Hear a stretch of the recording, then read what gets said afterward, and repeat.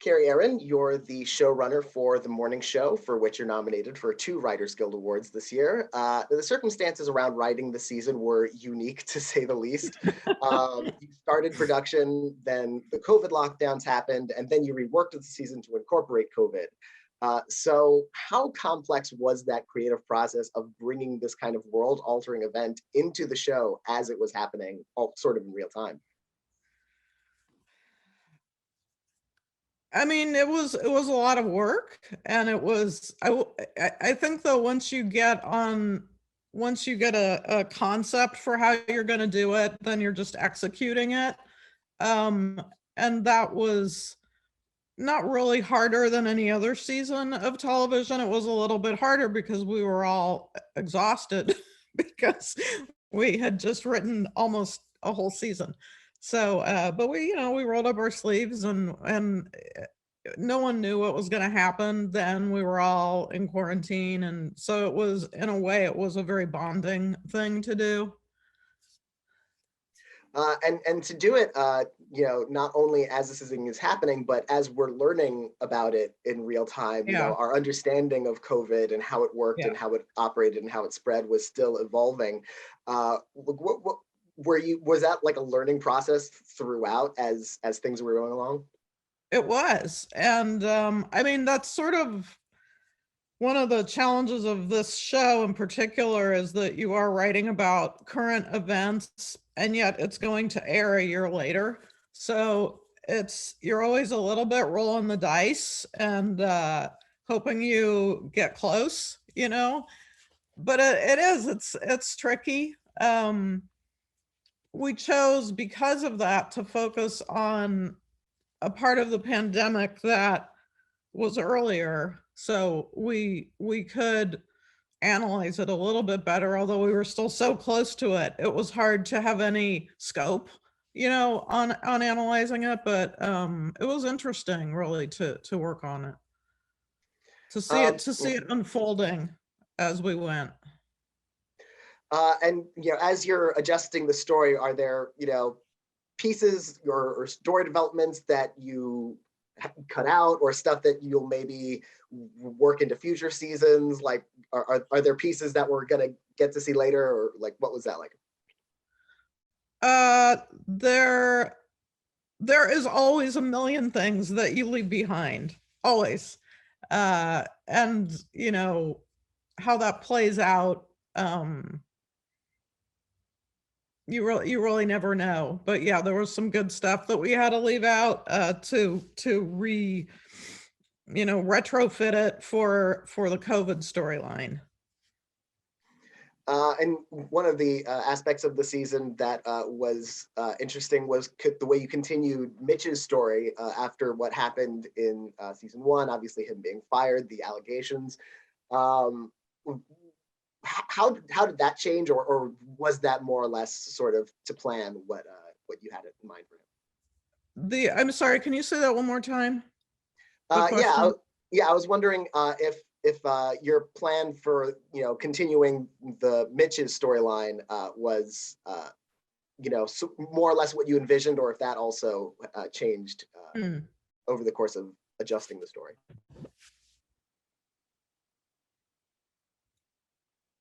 Yeah, we always wanted to finish that story with Alex, because it really was the foundation of where she began in the beginning of the show.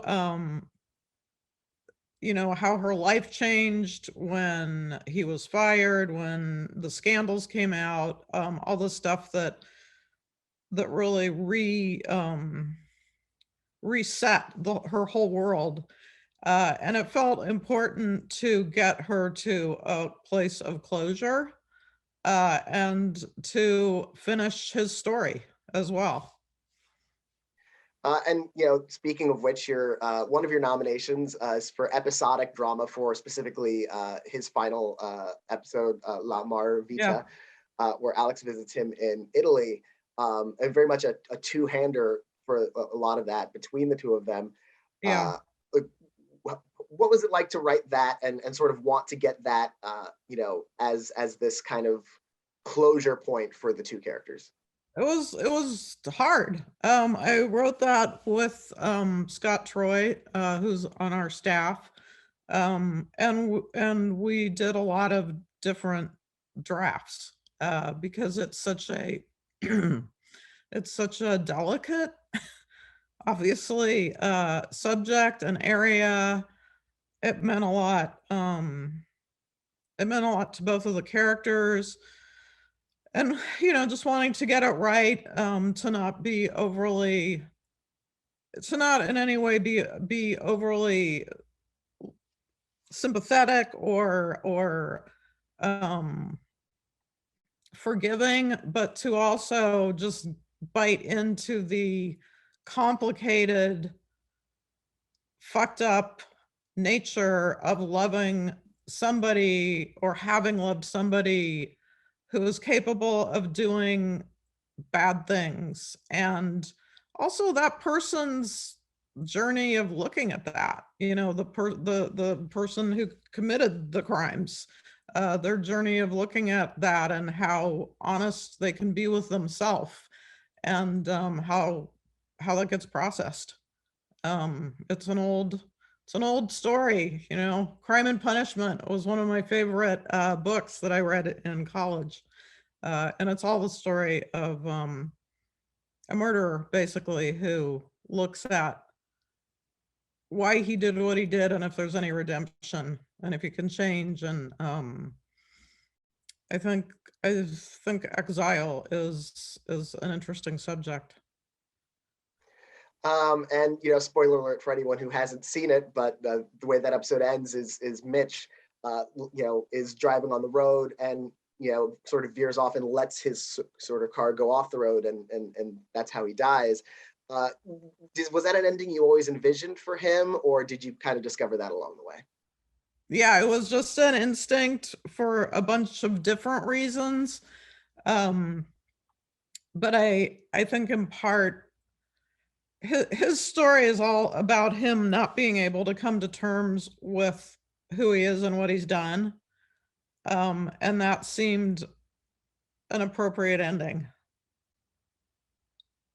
And after that, you have Alex actually contracting COVID and sort of broadcasting her experience with that.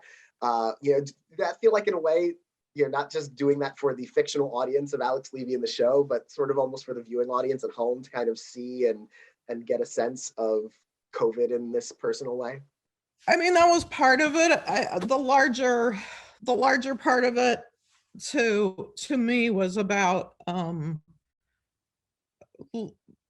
like shoving her into such a physical hell that it really just sort of melted her.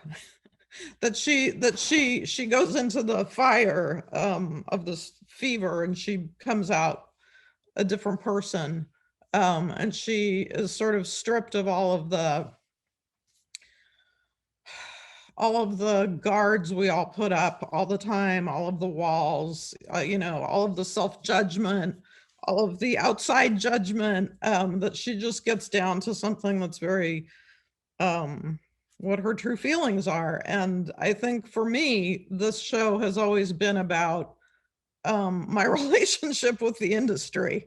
I mean, there's always been an aspect of that in it for me. From when I stepped in, and it was, they needed to get it in production pretty quickly. And it wasn't something I had a ton of time to research.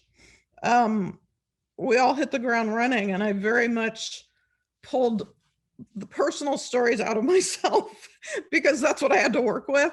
And to me, it was always about sort of the fakery of the industry, the people having these mirage illusions of what happiness, fame, or success brings.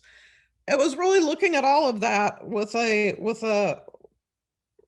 both drama and a sense of humor. But to me, that is where she landed, as a more authentic version of herself where she wasn't trying to be the good girl and she wasn't trying to please anyone, and she was just tired of trying. And she just was like, this is who I am, and I'm going to try to be the best person I can be. Well, congratulations on the show. Congratulations on being renewed for season 3. Hopefully there is not another cataclysm that will force you to rewrite it. And thank you for joining me. Yes. And I thank you so much. I appreciate your time. Thanks.